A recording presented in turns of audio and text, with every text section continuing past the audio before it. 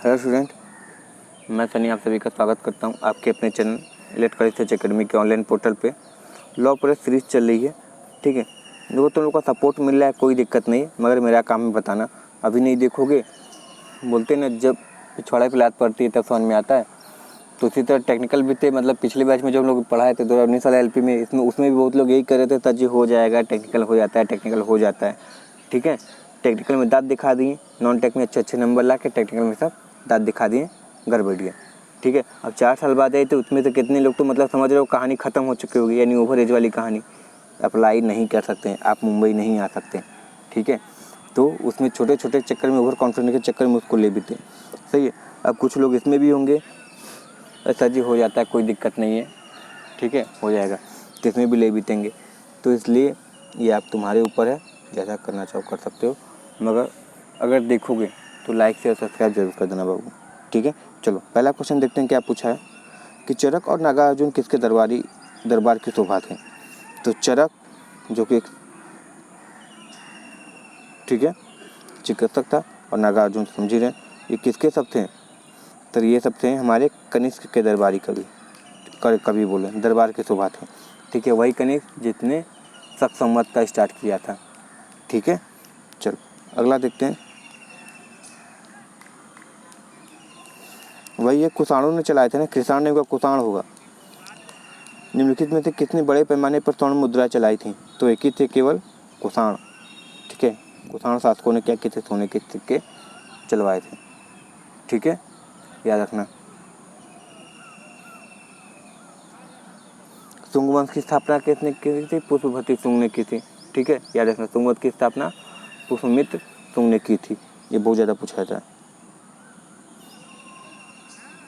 भारतीयों के महान रेशम मार्ग किसने आरंभ किया। अच्छा, रेशम मार्ग की बात हो रही है, कनिष्क, ठीक है, कनिष्क ही था। पूछेगा मौर्य वंश की स्थापना चंद्रगुप्त मौर्य। अशोक के समय का क्या बोलते हैं उसको, प्रसिद्ध युद्ध कलिंग का युद्ध था, ठीक है। तो ये सब चीज़ याद रखना।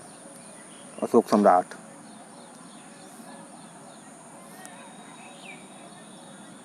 शुंग वंश की स्थापना, शुंग वंश के बाद किस वंश के भारत पर राज्य किया।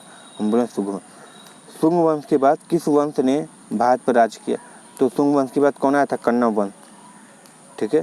शुंग वंश के बाद कौन है, कण्व आया, ठीक है। इसी तरह बढ़ते चले गए, ठीक है, याद रखना कौन थे, कण्व वंश थे, सही है।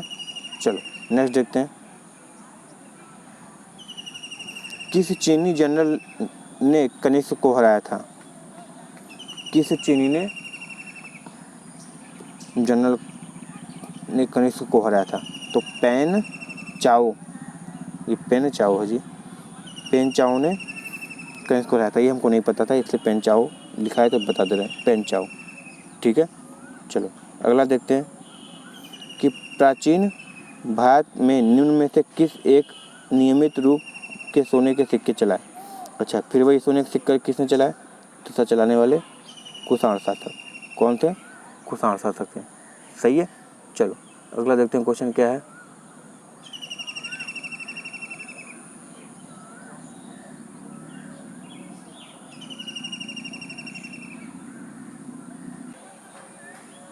अगला क्वेश्चन है कि तमिल का गौरव ग्रंथ जीवक चिंतामणि किसके संबंधित है। तो देखो जो चिंतामणि, वैसे तो हम लोग बस ये जानते थे कि चिंतामणि किससे संबंधित है, बस ऐसे पढ़ाया गया था, मगर ये नहीं पता था कि तमिल का है। मतलब जो तमिल का गौरव ग्रंथ है जीवक, वो चिंतामणि किससे संबंधित है। तो हमारा ये जैन धर्म थे, हम लोग बस ऐसे याद किए थे, चिंतामणि जैन धर्म से संबंधित, ठीक है। तो ऐसे याद रखना किससे, जैन धर्म से थे, ठीक है। बुद्ध चरित अश्वघोष ने लिखा था, और ये बुद्ध से संबंधित था, ठीक है। चलो अगला,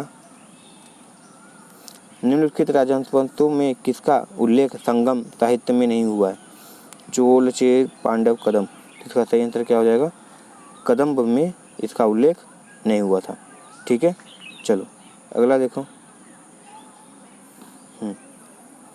गुप्त वंश का वह राजा कौन था जिसने हुणों को भारत पर आक्रमण करने से रोका? ठीक है, तो वो कौन था? स्कंदगुप्त था। कौन थे? स्कंदगुप्त। ठीक है, ये गुप्त वंश की पीढ़ी के ही थे। सही है, तो स्कंदगुप्त ने रोका था। सही है ना। चलो अगला, गुप्त काल के सर्वाधिक लोकप्रिय देवता कौन थे? तो सर ये विष्णु थे। गुप्त काल को स्वर्ण युग कहा जाता था। ठीक है, गुप्त काल को मंदिर की कला के लिए भी स्वर्ण युग कहा जाता था। ठीक है, तो इसको याद रखना, बहुत ज़्यादा मंदिरों के निर्माण हुए और डिजाइन के साथ हुए। ठीक है ना, तो इसको याद रखना। चलो अगला देखते हैं, वह प्रथम भारतीय विद्वान कौन था जिसने गणित को एक पृथक विषय के रूप में स्थापित किया?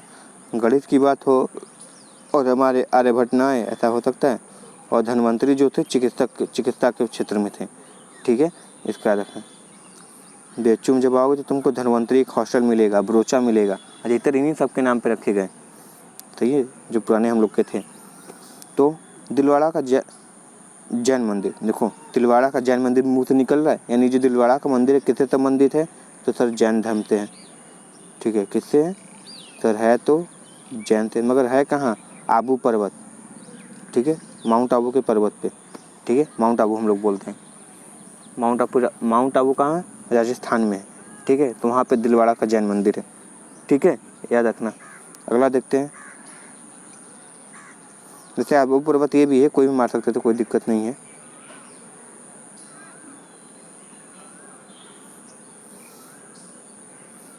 हाँ, खजुराहो का फिर क्या है? खजुराहो का जैन मंदिर है।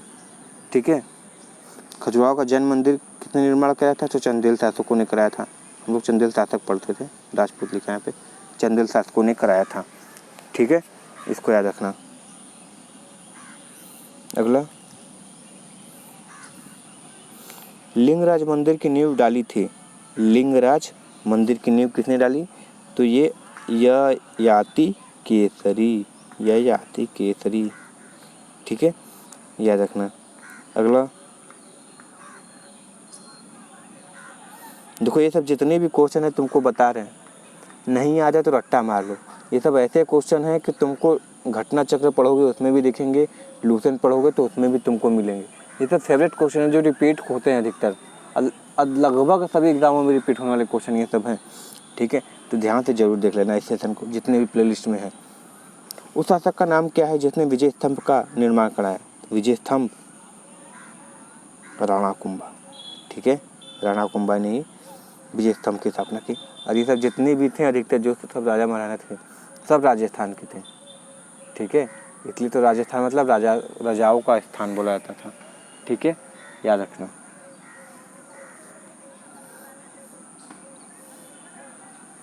सेन वंश का संस्थापक कौन था? सामंत सेन था। सामंत सेन दिया, हाँ। सेन वंश का संस्थापक सामंत सेन था। ठीक है, याद रखना, सामंत सेन। संस्थापक तो जरूर याद कर लेना जी, पाल वंश गोपाल लिखा हुआ जरूर।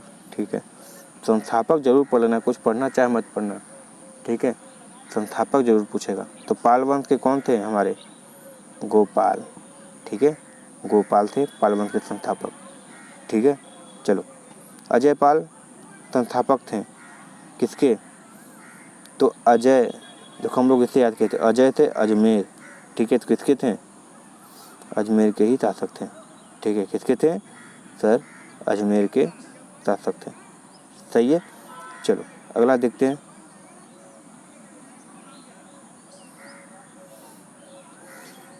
किसने सोमपुर महाविहार का निर्माण कराया था? किसने सोमपुर महाविहार का निर्माण कराया था? गोपाल वंश में ही आते हैं धर्मपाल जी। ठीक है, तो धर्मपाल ने कराया था। सही है ना। चलो अगला देखते हैं,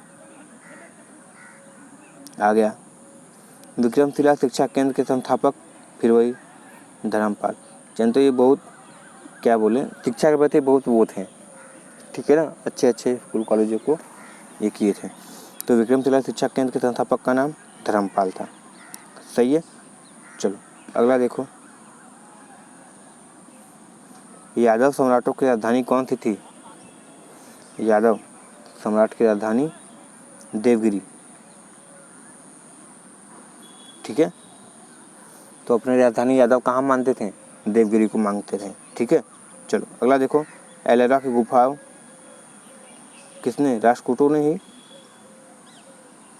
ठीक है। एलोरा गुफा बहुत ज़्यादा पूछा जाता है, याद रखना, एलोरा की गुफा राष्ट्रकूट में, ठीक है, उन्होंने ही बनवाया था। पल्लवों की राजधानी थी संस्कृत, ठीक है। राजधानी मतलब वो भाषा की बात हो रही है, पल्लव किस भाषा का प्रयोग करते थे? तो संस्कृत, ठीक है। हालांकि राजधानी नहीं होती थी, होनी चाहिए थी, यहाँ पे राजधानी नहीं होनी चाहिए थी, अपनाई गई भाषा बोलनी चाहिए थी। तो कौन सी होती? संस्कृत बोलते थे, ठीक है।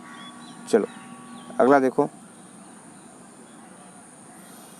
चोल युग किसके लिए प्रसिद्ध था? तो सर चोल युग हमारे ग्रामीण सभाएं के लिए प्रयोग था। किसके लिए? ग्रामीण सभाएं, यानी तरीके से समझो तो ग्रामीण सभ्यता ही थी वहाँ पे, ठीक है। तो ग्रामीण सभाएं के लिए वहाँ पे प्रसिद्ध हुआ करता था। लास्ट क्वेश्चन देखो आज का,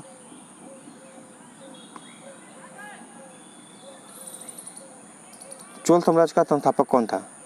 तो चोल साम्राज्य का संस्थापक विजयालय था, ठीक है, विजयालय था। कड़ियारा कौन था? विजयालय, ठीक है। तो चोल साम्राज्य का संस्थापक कौन था? विजयालय, ठीक है।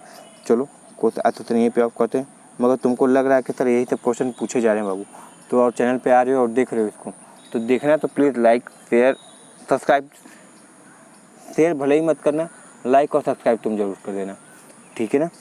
चलो मिलते हैं नेक्स्ट वीडियो में। Thank you very much and all the very best.